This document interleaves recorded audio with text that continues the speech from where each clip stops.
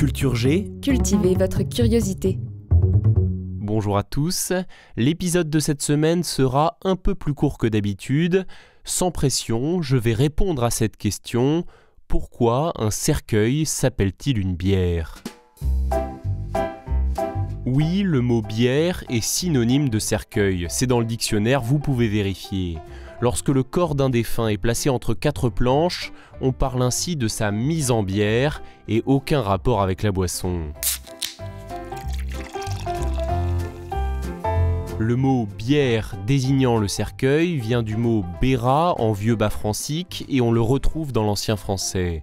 Ce mot était utilisé au 8e siècle par les Francs pour désigner la planche, autrement dit la civière ou le brancard, qui servait à transporter les blessés et les morts. Dans les fosses communes, il n'était pas rare d'enterrer une personne avec la béra.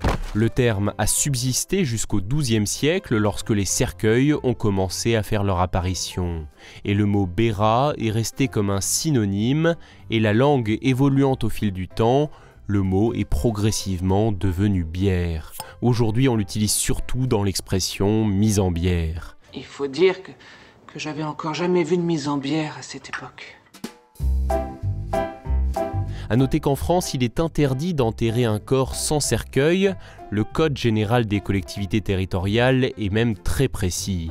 Le cercueil doit être étanche, biodégradable et donc fabriqué en bois ou en carton et de minimum 22 cm d'épaisseur. Il s'agit d'une simple formalité administrative. C'est écrit noir sur blanc dans la loi.